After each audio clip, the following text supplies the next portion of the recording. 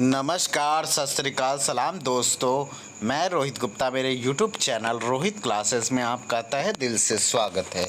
दोस्तों, हम यहाँ आर्य कंपटीशन टाइम्स की पुस्तक वर्ल्ड हिस्ट्री पढ़ रहे थे, जिसमें आज हमारा चैप्टर नंबर 14 औद्योगिक क्रांति स्टार्ट होने जा रहा है। तो वीडियो को स्टार्ट करने से पहले आप सभी लोगों से अनुरोध है कि जो लोग इस वीडियो को देख रहे हैं वो प्लीज़ वीडियो को लाइक कर दीजिए।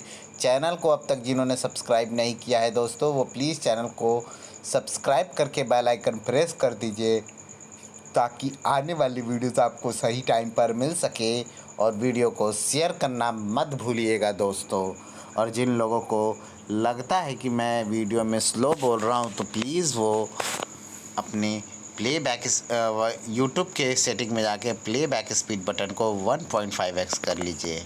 ओके दोस्तों, तो चलिए स्टार्ट करते हैं वर्ल्ड हिस्ट्री में चैप्टर नंबर 14 औद्योगिक क्रांति।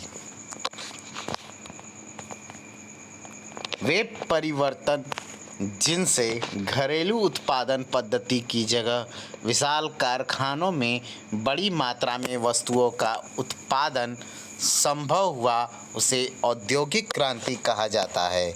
इस क्रांति में रक्तपात एवं कोलाहल का सर्वथा अभाव था। यह शांतिपूर्ण साधनों द्वारा संपन्न हुई। औद्योगिक क्रांति का प्रारंभ वस्त्र उद्योग से हुआ। सूती वस्त्रों के बाद ऊनी वस्त्रों की बारी आई। इसके साथ ही खनन और लौह एवं इस्पात के निर्माण की उन्नत प्रविधियां द्रुत गति से प्रचलित हो गई। इसके बाद परिवहन एवं संचार के क्षेत्र में क्रांति हुई। कृषि क्रांति ने औद्योगिक क्रांति के लिए अपेक्षित श्रमिकों की आपूर्ति सुनिश्चित की। आगे है औद्योगिक क्रांति एक दूसरे से संबंध 3 क्षेत्रों आर्थिक संगठन, तकनीकी, व्यापारिक ढांचा में उत्पन्न प्रक्रिया का परिणाम है। औद्योगिक क्रांति के समय के परिवर्तनों को श्रीमती एल.सी.ए. नोल्स ने 6 बड़े परिवर्तनों में वर्गीकृत किया है। पहला, इंजीनियरिंग का विकास। दूसरा, लोहे के निर्माण में क्रांति। तीसरा, वस्त्र उद्योग में भाप एवं जल शक्ति का प्रयोग। चौथा, रसायन उद्योगों का विकास। पांचवा, कोयले की खानों का विकास। छठवां, परिवहन के साधनों का विकास। आगे है अर्नोल्ड टाइनबी ने अपनी पुस्तक lectures on the industrial revolution में यह स्पष्ट किया गया है कि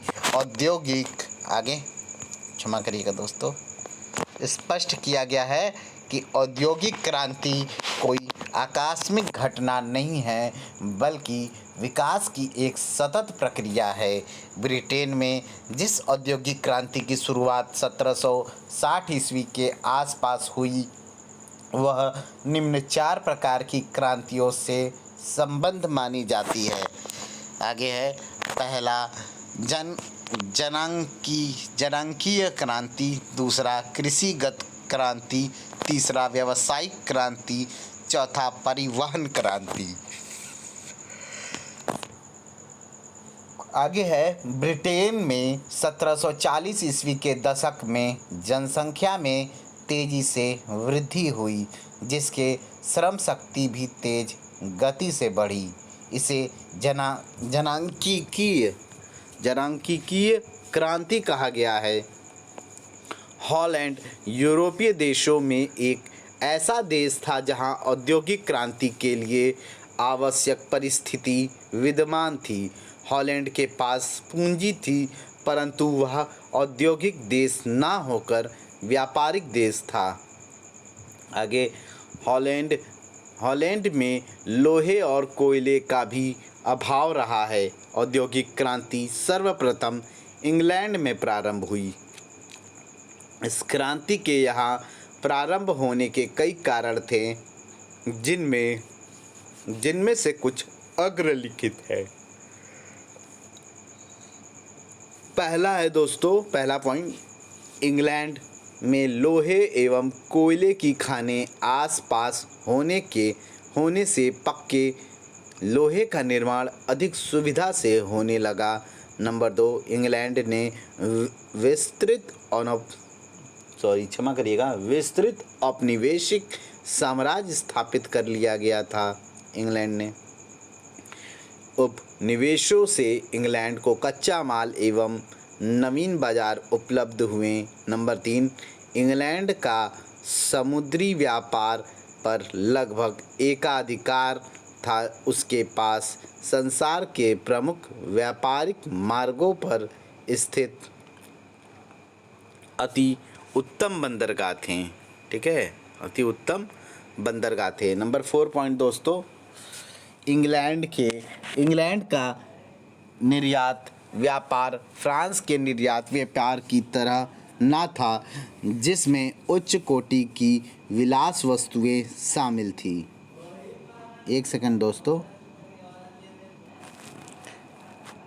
आगे दोस्तों, विलास की वस्तुएं शामिल थी।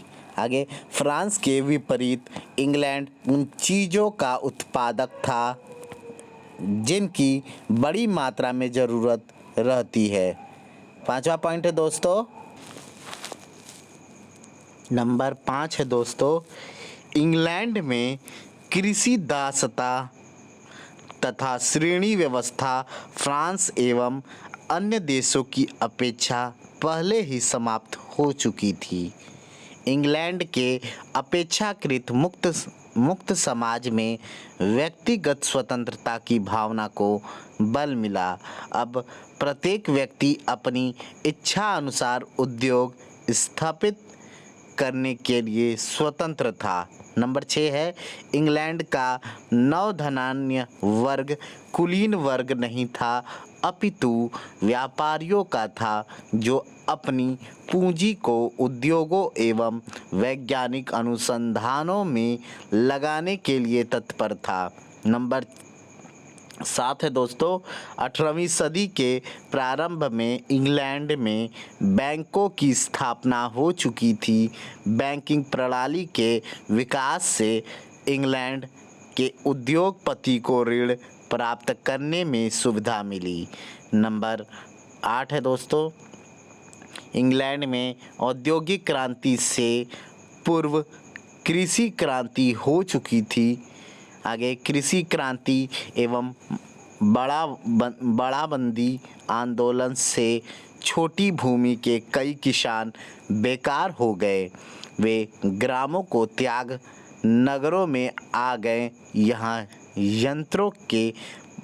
यंत्रों के मालिकों को सस्ते दामों पर मजदूर उपलब्ध होने लगे, जिससे कारखानों में काम करने वाले मजदूरों की समस्या का समाधान हो गया।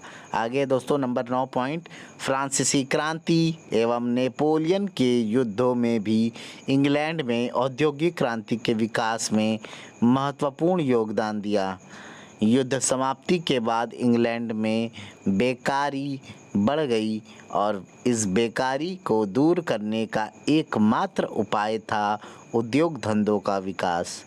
नंबर 10 है दोस्तों, 1688 ईस्वी की शानदार क्रांति के पश्चात इंग्लैंड में संविधान जिन सुदृढ़ सिद्धांतों पर आधारित किया गया उनसे आंतरिक शांति बनी रही। ब्रिटेन की राजनीतिक स्थिरता एवं शांति ने वहां व्यापार तथा उद्योगों के विकास को अवसर दिया। नंबर 11, इंग्लैंड में उद्योग तथा व्यापार के लिए निरंतर बढ़ते हुए श्रम की मांग के मुकाबले में श्रमिकों का अभाव था। इसके विपरीत फ्रांस में श्रम का बाहुल्य था। अतः इंग्लैंड में श्रम की मांग की पूर्ति करने के लिए श्रमिकों के अभाव ने यंत्रों के आविष्कार को प्रोत्साहन दिया। नंबर 12 दोस्तों, प्रोत्साहन दिया। नंबर 12 है इंग्लैंड की राजनीति मूलतः व्यापार पर आधारित थी। इंग्लैंड ने अनावश्यक युद्धों में अपनी शक्ति नष्ट नहीं की। आगे 13वां नंबर दोस्तों, इंग्लैंड की सरकारी नीति उद्योग और व्यापार को प्रोत्साहित करने वाली थी। नंबर 14 दोस्तों, इंग्लैंड क्षमा करिएगा, इंग्लैंड चारों मतलब राउंडिंग, इंग्लैंड चारों ओर से समुद्र से घिरा रहने के कारण बाह्य आक्रमणों से सुरक्षित रहा, इसलिए वह युद्ध जनित हानियों से बचा रहा और अपना औद्योगिक विकास कर सका। नंबर 15 अब हम लोग पढ़ेंगे दोस्तों। नंबर 15, इंग्लैंड में काली मृत्यु नामक महामारी ने लाखों लोगों के प्राण ले लिए, जिसके फलस्वरूप इंग्लैंड में किसानों और मजदूरों की अत्यधिक कमी हो गई। 1733 ईस्वी में जॉन के द्वारा फ्लाइंग शटल का आविष्कार किया गया, जिससे कपड़े बुनने के कार्य में तेजी आई। ठीक है, आगे देखते हैं दोस्तों।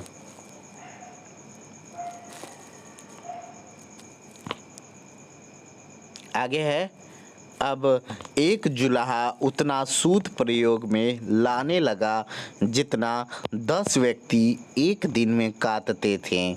1764 ईस्वी में जेम्स हारग्रीव्ज ने स्पिनिंग जेनी का आविष्कार किया, जिससे एक साथ 8 गुना सूत काता जा सकता था।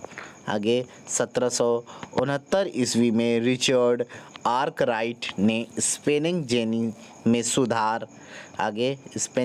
सुधार करके जल शक्ति से चलने वाला वाटर फ्रेम नामक सूत काटने वाला यंत्र बनाया। वाटर फ्रेम के आविष्कार को आधुनिक कारखाना प्रणाली का प्रारंभ माना जाता है। आगे इतिहासकार फिशर 1769 ईस्वी से औद्योगिक क्रांति का प्रारंभ मानते हैं। आगे देखते हैं, ये है दोस्तों वाटर फ्रेम, देख लीजिए। ठीक है, चलिए आगे बढ़ते हैं, मानते हैं। आगे 1779 ईस्वी में सैमुअल क्रॉम्पटन ने स्पिनिंग म्यूल यानी स्पिनिंग म्यूल मतलब खच्चर का आविष्कार किया। इसमें स्पिनिंग जेनी और वाटर फ्रेम दोनों की विशेषताओं का मिश्रण किया गया है। 1785 ईस्वी में एडमंड कार्टराइट द्वारा शक्ति चालित करघे यानी पावर लूम का आविष्कार किया गया। 1785 ईस्वी में एडमंड कार्टराइट द्वारा शक्ति चालक करघे पावर लूम का आविष्कार किया गया। आगे देखते हैं, इसे जल शक्ति और वाष्प शक्ति दोनों से चलाया जा सकता था। अमेरिकी शिक्षक एली ह्वीट ने 1793 ईस्वी में कपास ओटने की मशीन का आविष्कार किया, जिसे कॉटन जिन कहा गया। ठीक है, आगे इस मशीन द्वारा कपास से बिनौलों को इतनी जल्दी अलग किया जा सकता था कि यह एक मशीन हाथ से काम करने वाले 50 मजदूरों के बराबर काम कर सकती थी। 1825 ईस्वी में रिचर्ड रॉबर्ट्स ने पहली स्वचालित बुनाई मशीन बनाई। अमेरिकी एलियास होवे ने सिलाई मशीन का आविष्कार किया। वर्कशायर के एक अंग्रेज जमींदार जेथरो टल ने बीज बोने के लिए ड्रिल मशीन बनाई, जिससे निश्चित कतारों में बीज बोए जा सकते थे। आगे 1840 ईस्वी में जर्मन रसायन शास्त्री जस्टस वॉन लीबिग द्वारा रासायनिक खाद का आविष्कार किया गया। उसने प्रतिपादित किया कि पौधों की आधारभूत खुराक पोटास, नाइट्रोजन और फास्फोरस है। इन तत्वों की मात्राएं मिला देने से मिट्टी की उर्वरकता बढ़ जाती है। आगे है, भूमि की उर्वरकता बनाए रखने के लिए अंग्रेज जमींदार टाउनसेंड ने रोटेशन प्रणाली फसल को बदल कर बोना, इसी को रोटेशन प्रणाली कहते हैं, का विचार प्रस्तुत किया। इंग्लैंड के धनी किसान आर्थर यंग ने छोटे खेतों को मिलाकर स्थापित होने वाले बड़े कृषि फार्मों से मिलने वाले लाभों को प्रस्तुत किया। इन्होंने वैज्ञानिक आधार पर नई कृषि प्रणाली की शुरुआत की। आर्थर यंग को आधुनिक किसान का जन्मदाता या आधुनिक खेती का मसीहा कहा गया है। आगे है, आर्थर यंग ने अपने विचारों का प्रसार करने के लिए एनल्स ऑफ एग्रीकल्चर नामक एक पत्रिका भी निकाली। वैज्ञानिक आधार पर नई प्रणाली से खेती करने के लिए छोटे छोटे खेतों को एक बड़ा कृषि क्षेत्र बनाने और उसके चारों ओर एक बाड़ लगाने के लिए इंग्लैंड में 1792 से 1815 ईस्वी के मध्य 956 बाड़ाबंदी अधिनियम बनाए गए। आगे है, 1834 ईस्वी में साइरस एच मैककॉर्मिक ने फसल काटने वाली मशीन का आविष्कार किया। इसके बाद एप्पलबाई ने बटोरने वाले दूहरे बाइंडर इसमें जोड़कर इसे उपादेय बनाया। आगे है, इसी अवधि में अन्य आविष्कार घोड़े से खींचा जाने वाला पांचा, लोहे का हल, तवेदार हैरो आदि हुए। रॉबर्ट बेकवेल ने पशुपालन को लाभदायक व्यवसाय बनाने हेतु नस्ल सुधारने के लिए वैज्ञानिक प्रजनन पद्धति का सफल प्रयोग किया। वह मवेशियों को दुधारू तथा गोश्त प्रदान करने वाला और भेड़ों को ऊन तथा मांस देने वाला बनाने में कामयाब रहा। आगे है, इंग्लैंड निवासी बेकवेल की प्रणाली पर चार्ल्स कोलिंग ने भेड़ों की एक नई नस्ल तैयार की। 1712 ईस्वी में टॉमसन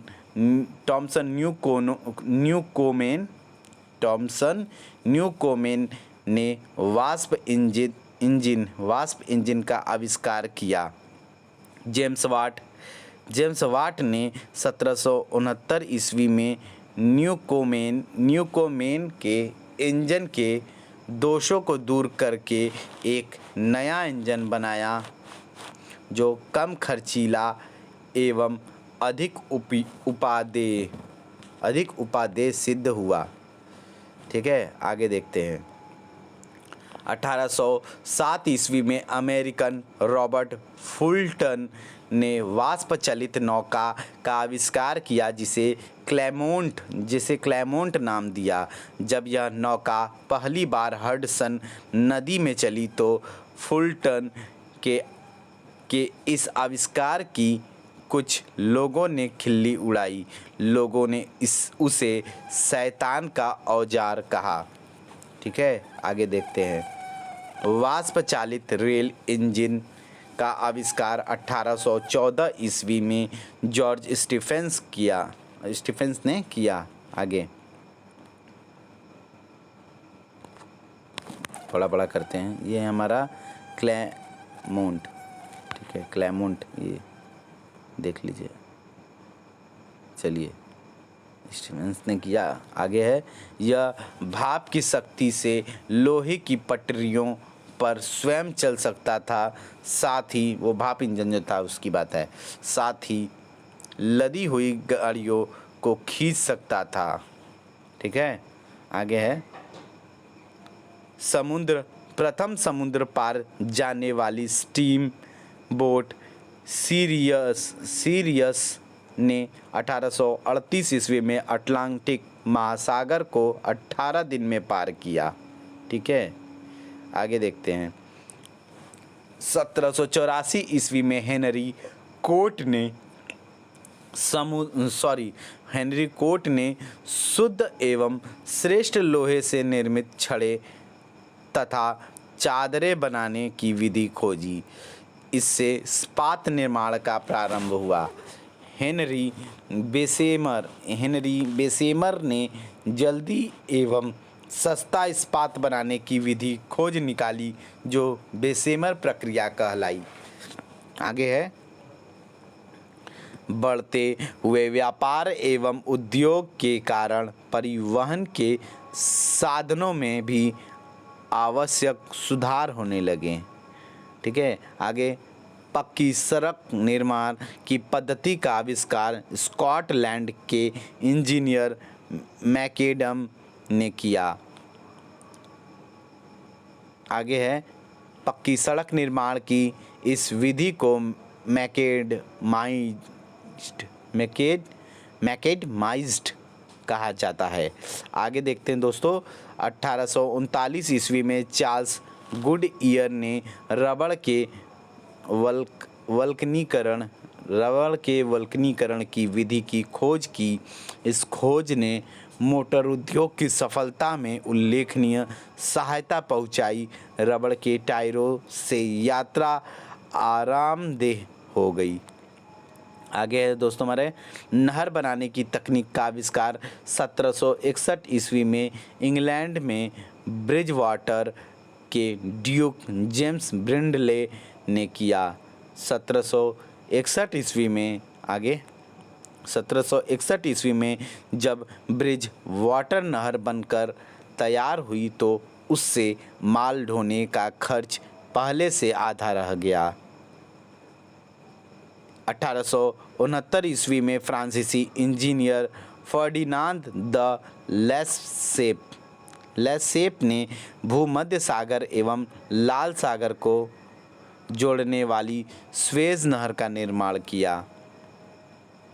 आगे, इस नहर के बन जाने से यूरोप और भारत के बीच की दूरी 1/3 कम हो गई।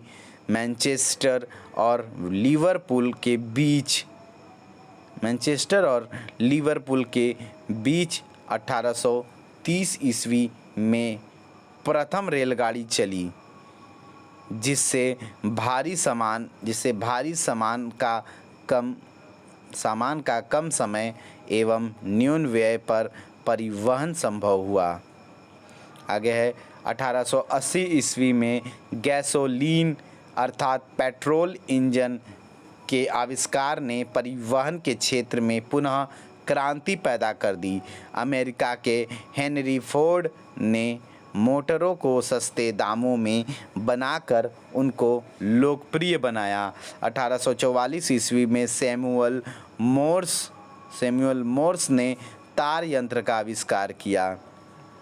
2 महाद्वीपों को जोड़ने के लिए सर्वप्रथम अंतर्जलीय तार यंत्र उत्तरी अमेरिका और यूरोप के मध्य लगाया गया अटलांटिक केबल था। इसे एक अमेरिकी साइरस फील्ड ने 1866 ईस्वी में तैयार किया था। 1866 ईस्वी में अटलांटिक महासागर में टेलीग्राफ केबल लाइनें बिछाई गई। इंग्लैंड निवासी ग्राहम बेल ने 1876 ईस्वी में टेलीफोन का आविष्कार किया। इतिहासकार हेज के अनुसार इंग्लैंड में औद्योगिक क्रांति का मूल कारण जनसंख्या की कमी था। आगे है, इंग्लैंड से औद्योगिक क्रांति का प्रसार यूरोप के अन्य देशों में हुआ। क्रांति का प्रसार पश्चिम से पूर्व एवं दक्षिण की ओर हुआ, किंतु 1830 ईस्वी के बाद के 4 दशकों में पश्चिमी यूरोप में क्रांति का प्रसार सर्वाधिक रहा। औद्योगिक क्रांति बेल्जियम और फ्रांस के बाहर पश्चिम से पूर्व और दक्षिण की ओर फैली। आगे है 1850 तक बेल्जियम एक उद्योग प्रधान देश बन गया था। यह पहला ऐसा देश था जिसने ब्रिटिश औद्योगिक निपुणता और प्रबंध कौशल का उपयोग बड़े पैमाने पर किया था। आगे, इंग्लैंड के बाद फ्रांस, बेल्जियम एवं जर्मनी में औद्योगिक क्रांति की शुरुआत 19वीं शताब्दी के तीसरे चौथे दशक से संभव हुई। जर्मनी में औद्योगिक क्रांति का प्रसार फ्रांस के बाद हुआ। एक सेकंड दोस्तों, अजान होने वाला है तो इसलिए हम लोग 2 मिनट का मौन रहेंगे, उसके पश्चात अपनी क्लासेस को स्टार्ट करेंगे। ठीक है, चलिए आगे। दोस्तों, रूस तो इस दौड़ में 7वें दशक में ही शामिल हो पाया। आगे है, यूरोप की बड़ी शक्तियों में से रूस में औद्योगिक क्रांति का आगमन सबसे पीछे हुआ। यद्यपि उसके पास लोहे और कोयले के प्रचुर भंडार थे, किंतु मुद्रा प्रणाली तथा पूंजी का अभाव एवं कृषि दासता आदि के कारण उसका औद्योगिक विकास नहीं हो सका। आगे, सामंतवादी सामाजिक संगठन के कारण रूस में कृषि दास प्रथा का अंत 1861 में हुआ, जो रूस में औद्योगिकरण सबसे अंत में शुरू होने का एक प्रमुख कारण माना जाता है। प्रसिद्ध इतिहासकार विल ड्यूरा के अनुसार मानव समाज के इतिहास में 2 प्रसिद्ध क्रांतियाँ हुई हैं जिन्होंने मानव इतिहास को सर्वाधिक प्रभावित किया है।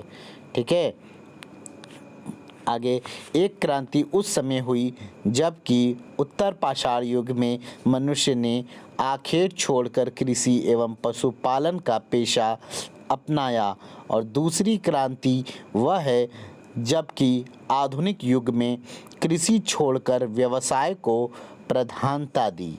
आगे है, प्रोफेसर नोबेल्स के अनुसार क्रांति का परिणाम था नई जनता, नए वर्ग, नई नीतियाँ, नई समस्याएं और नए साम्राज्य। औद्योगिक क्रांति का आर्थिक प्रभाव सर्वप्रथम उत्पादन पर पड़ा। यंत्रों के द्वारा कम समय में अधिक वस्तुओं का निर्माण होने लगा। उत्पादन बढ़ जाने से अधिकाधिक माल का निर्यात होने लगा। पुरानी कुटीर उद्योग पद्धति का स्थान कारखाना उद्योग ने ले लिया। धीरे धीरे बड़े कारखानों में फैक्ट्री पद्धति अपनाई गई।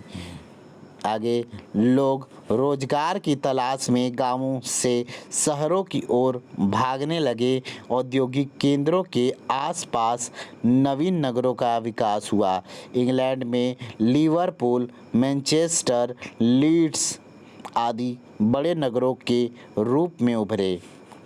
आगे, अब देश अपने राष्ट्रीय बाजारों को संरक्षित करने लगे, अतः निर्यात करने वाले देशों को अविकसित एवं पिछड़े देशों में मंडियों एवं बाजारों की तलाश करनी पड़ी, जिसने विभिन्न देशों को उपनिवेश प्राप्ति की ओर प्रेरित किया। औद्योगिक क्रांति के सामाजिक प्रभाव के रूप में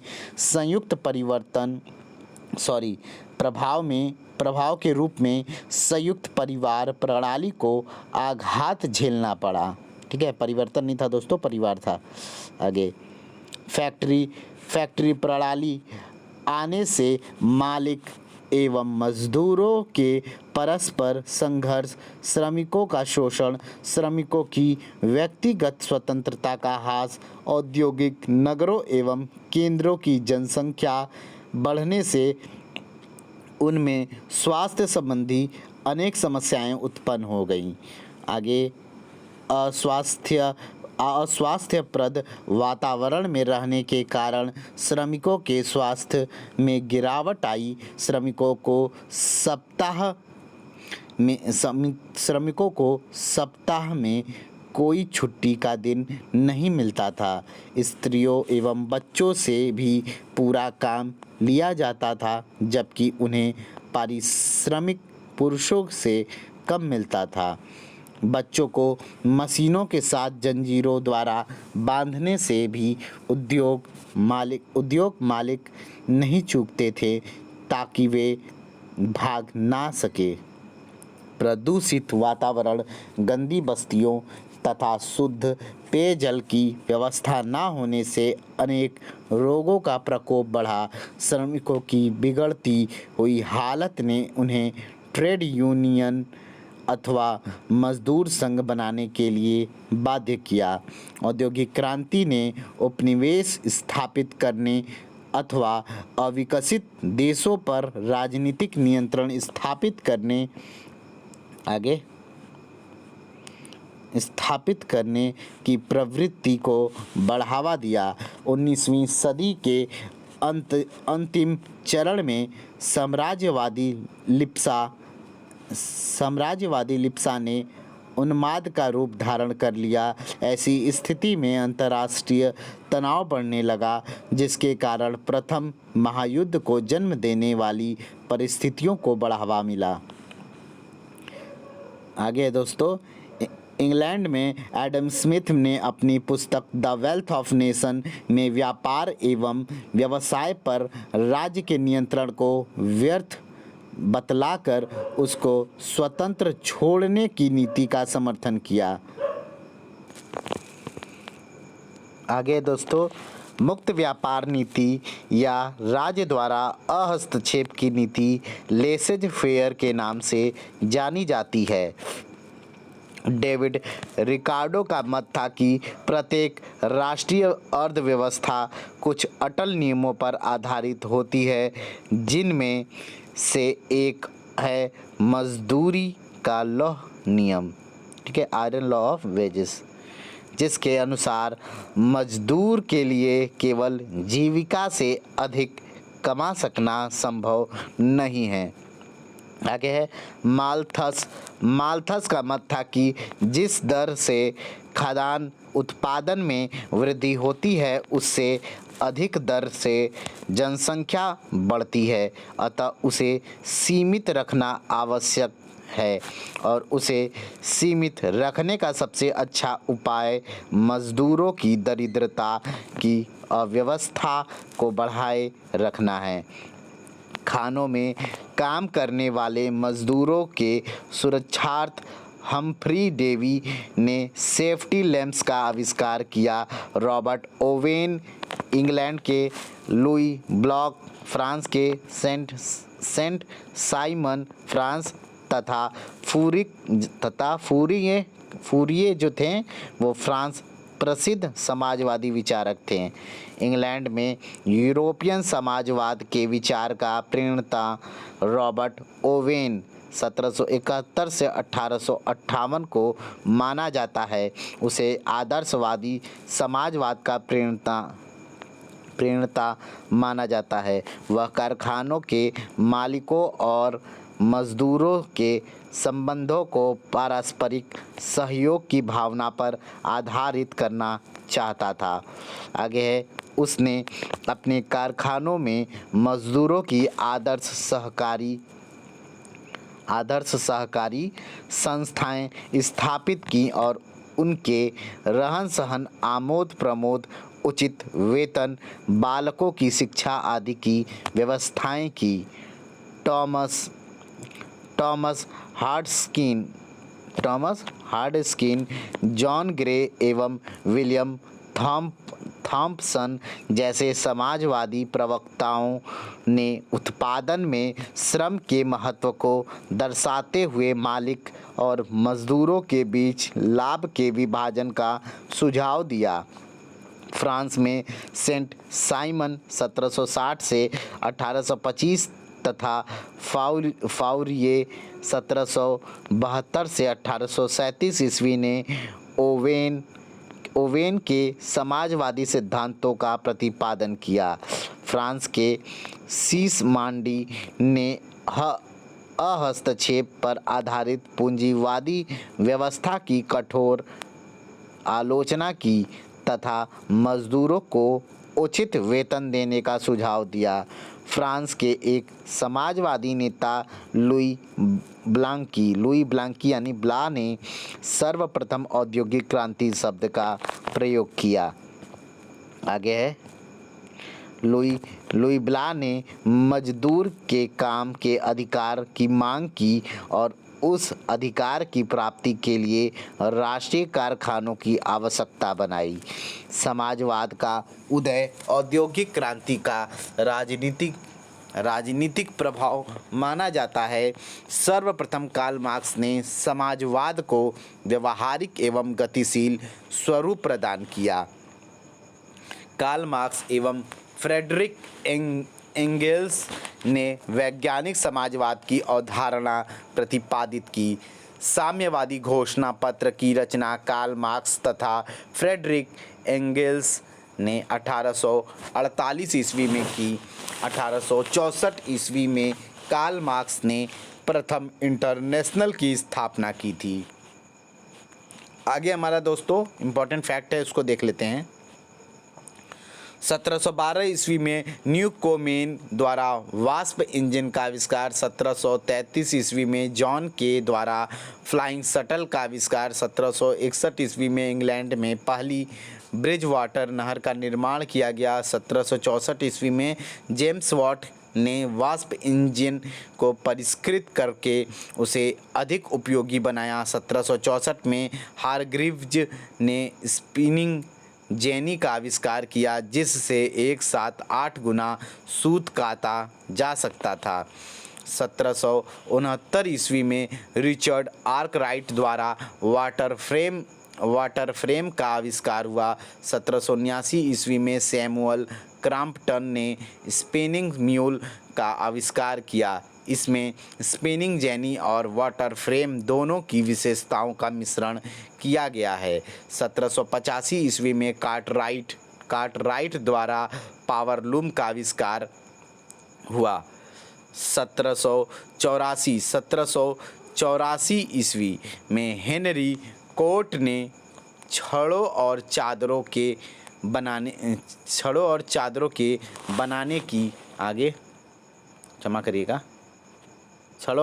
बनाने की विधि खोजी। इस्पात निर्माण की शुरुआत हुई। 1793 ईस्वी में व्हिटने द्वारा कपास ओटने की मशीन कॉटन जिन का आविष्कार हुआ। 1807 ईस्वी में फुलटन द्वारा वाष्प शक्ति से चलित नौका का निर्माण हुआ। 1814 ईस्वी में जॉर्ज स्टीफेंस द्वारा वाष्प चलित रेल इंजन का आविष्कार हुआ।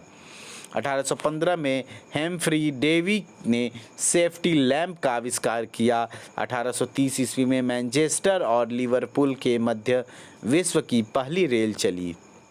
1848 ईस्वी में कार्ल मार्क्स द्वारा कम्युनिस्ट घोषणा पत्र प्रकाशित किया गया और 1864 ईस्वी में मार्क्स द्वारा प्रथम इंटरनेशनल की इंग्लैंड में स्थापना की गई।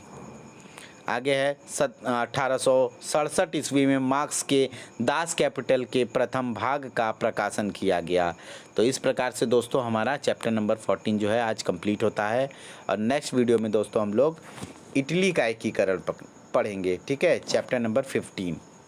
ठीक है, तो नेक्स्ट वीडियो में दोस्तों हम लोग इटली का एकीकरण पढ़ेंगे और औद्योगिक क्रांति हमारा इस वीडियो में समाप्त हो गया। तो वीडियो को आप लोग लाइक कर दीजिएगा। चैनल को अब तक जिन्होंने सब्सक्राइब नहीं किया है दोस्तों, वो प्लीज़ चैनल को सब्सक्राइब करके बेल आइकन प्रेस कर दीजिएगा, ताकि आने वाली वीडियोस आपको सही टाइम पर मिल सके। और वीडियो में जो भी दोस्तों त्रुटि हुआ होगा उसके लिए दिल से खेद है, आप मुझे माफ़ कर दीजिएगा, ठीक है।